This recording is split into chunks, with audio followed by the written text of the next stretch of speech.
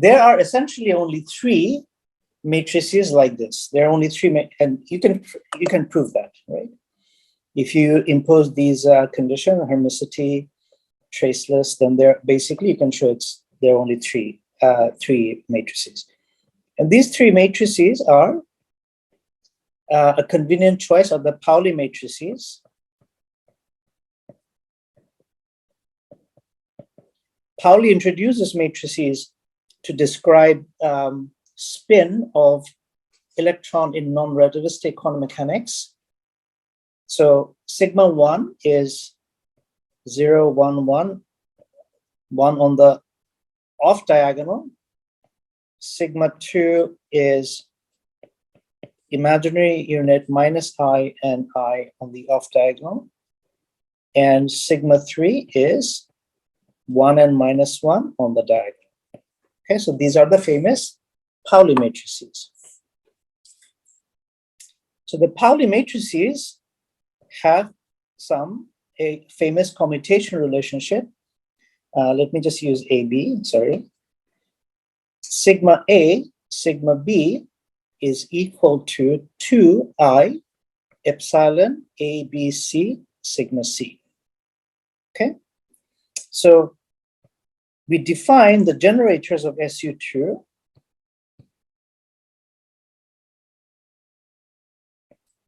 So the generators of SU2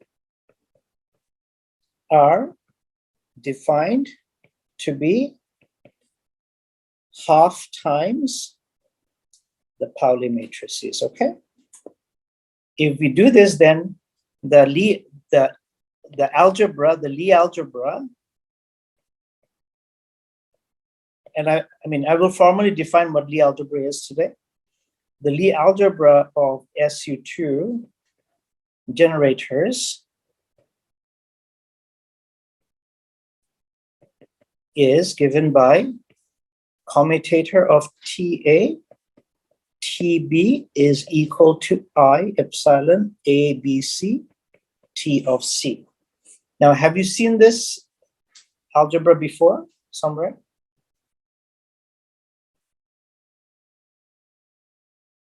Angular momentum. Angular momentum. Anyone else? How many students? Didn't we have something similar a few classes ago with the J matrices? Or something? Exactly. Yeah. So this is the same Lie algebra as the Lie algebra SO3.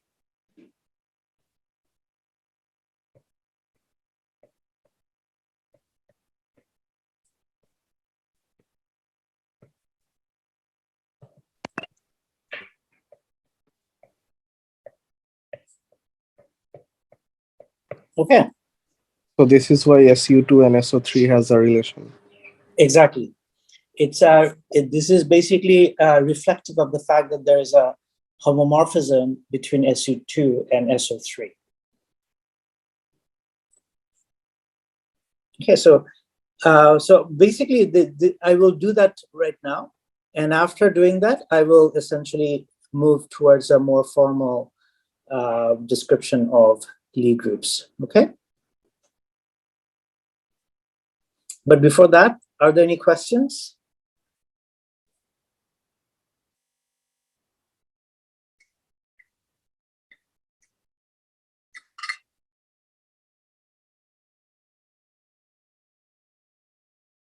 Okay. So let's talk about the relationship between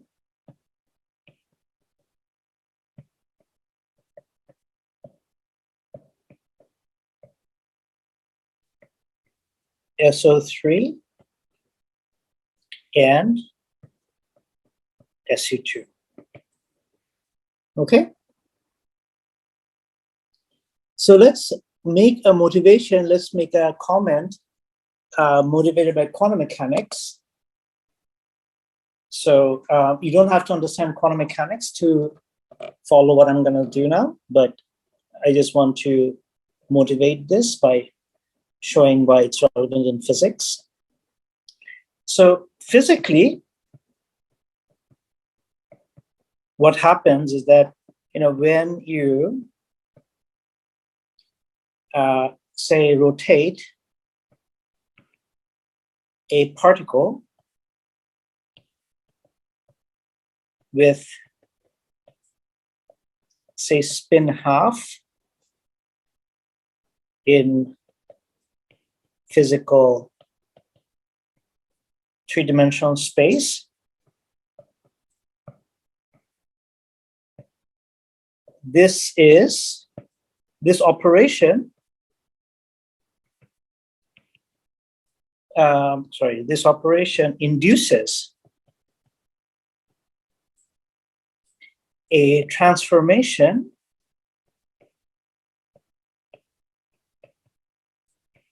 on the Hilbert space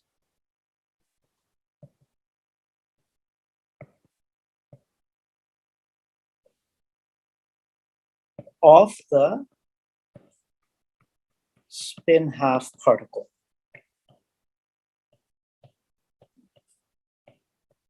The transformation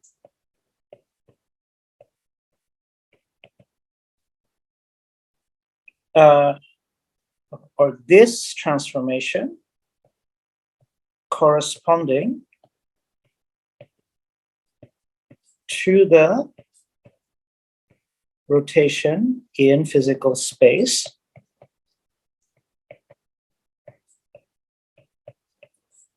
is an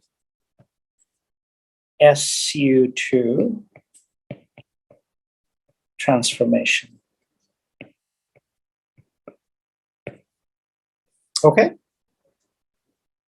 So what I'm trying to say is that suppose we have a spin half particle in our lab. So there's the spin. Now, suppose that this is your reference frame. Let me use a different color. This is your reference frame. And this is the position of the particle. Now, suppose that you just rotate your reference frame or the particle. You're not doing anything. You're not poking it with stuff. You're just like rotating the whole system. And the new, position of the system is given by the blue arrow. Okay, so there is some rotation that takes you from the green arrow to the blue arrow. Okay, so correspondingly, so the particle has its state is given by some point on a Hilbert space. So this is your Hilbert space, meaning that the space of states. And suppose this is the state vector psi. Now, as you rotate in the physical space with R, the state vector on Hilbert space will change from psi to a new vector, psi prime. And this transformation that takes you from psi to psi prime will be U, which is an SU2 matrix. Okay? So this is Hilbert space. Okay, this is the quantum mechanical motivation for studying the relationship between SO3 and SU2. Okay? Could you explain it one more time? Right. So suppose that we have a particle in a lab. Okay, so this is a spin half particle, like an electron. Now, suppose I rotate my system. So its position vector is given by the green arrow. Okay. Can you see the green arrow? Yes. I mean, some people are colorblind, so let me know if you have problem seeing the green arrow and the blue arrow. Okay. So so the green arrow is the initial position of the particle, and then you make a rotation of the particle such that it ends up in the blue arrow, the position of the blue arrow. Okay. but it's a rotation. That's what's important. And it's given by the matrix R. So the spin direction is preserved, right, under R? Yes. Yeah. Okay.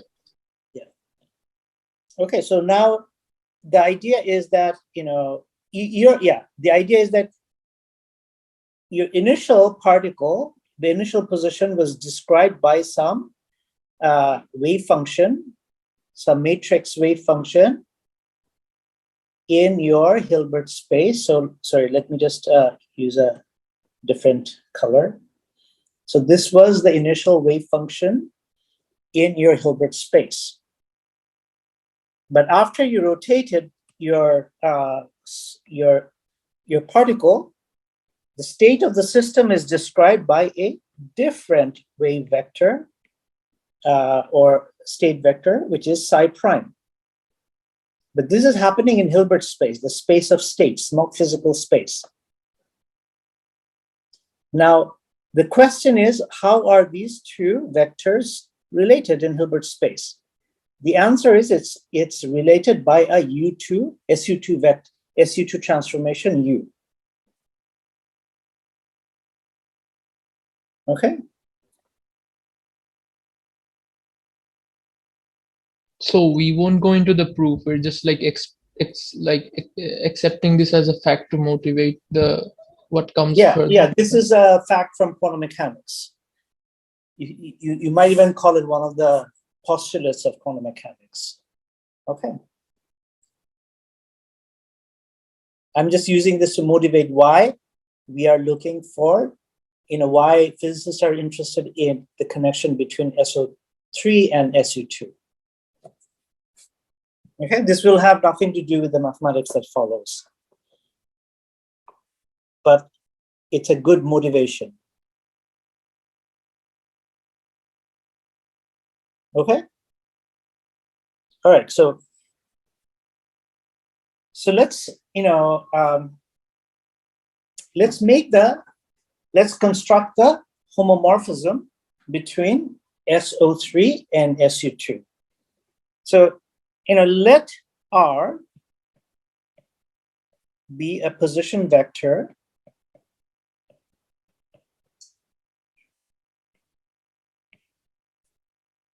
in three-dimensional, say physical, Euclidean space.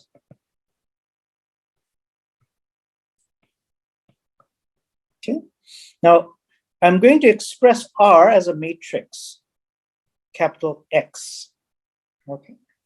So the matrix capital X is going to be the dot product between R and the Pauli matrices. So what I mean by this is that it's X sigma 1 plus Y sigma 2 plus Z sigma 3. And if I write it more explicitly, then it's going to be Z minus Z along the diagonal, X minus IY on the top of diagonal, and X plus IY on the bottom diagonal. Okay, is this clear? I'm just representing R as a matrix, the position as a matrix